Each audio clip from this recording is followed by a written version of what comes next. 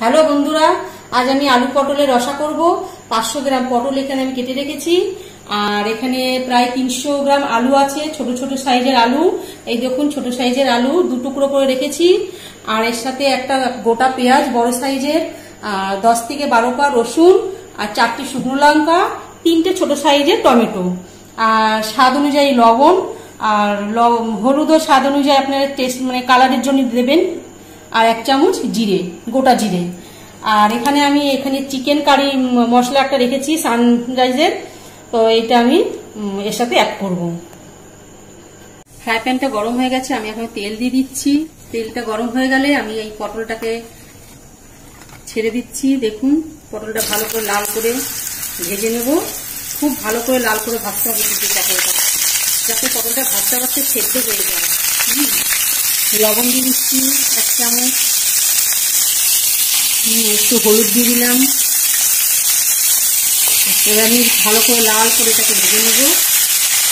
ভাজতে ভাজতে কিন্তু সেদ্ধ হয়ে যাবে, এরকম লাল টক করে ভেজে নিতে হবে।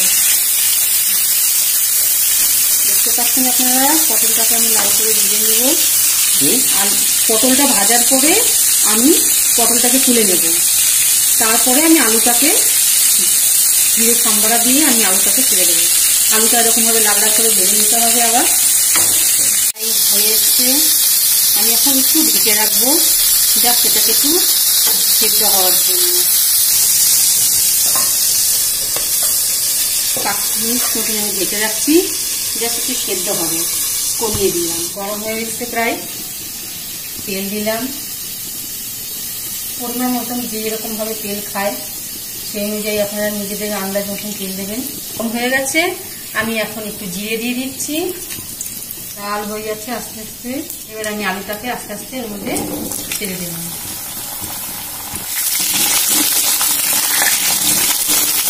লবণ,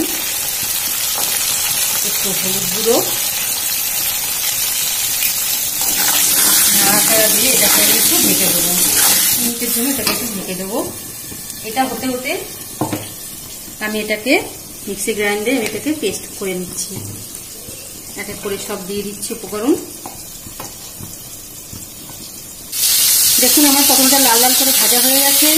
এখন আমি পটলটাকে তুলে নেব। লাল হয়ে গেছে পটলগুলো। এবার আমি আলুটাকে, দেখুন লাল লাল হয়ে গেছে, সেদ্ধও হয়ে গেছে আমার পটলগুলো। আলুটা লাল লাল করে ভাজা হয়ে গেছে। এবার আমি এই ব্যাটারটাকে আমি দিয়ে দিচ্ছি।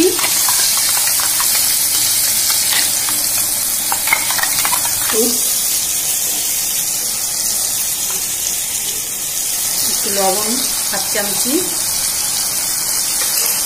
এবার আমি এটাকে ভালো করে নেড়ে চেড়ে একটু ঢেকে দেবো। প্রায় সেদ্ধ হয়ে এসছে। মশলাটা একটু ভালো করে আমি কষিয়ে নেব।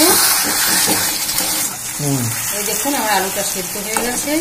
এবার আমি পটলটাও এর মধ্যে দিয়ে দেবো।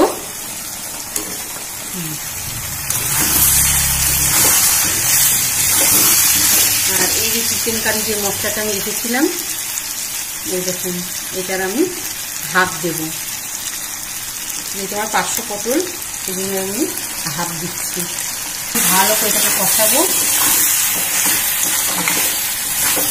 এটা কষানো হয়ে গেলে আমি একটু জল গরম করে, অল্প জল গরম করে এর মধ্যে আমি দিয়ে দেবো। মশলার গাছ থেকে তেলটা অলরেডি ছেড়ে দিয়েছি। এবার আমি এটাকে একটু কমিয়ে রাখছি, রেখে আমি একটু গরম জল ঢেলে দেবো। গরম জল দিলাম অল্প করে। এটা আপনি রুটি বা ভাত দিয়েও খেতে পারেন।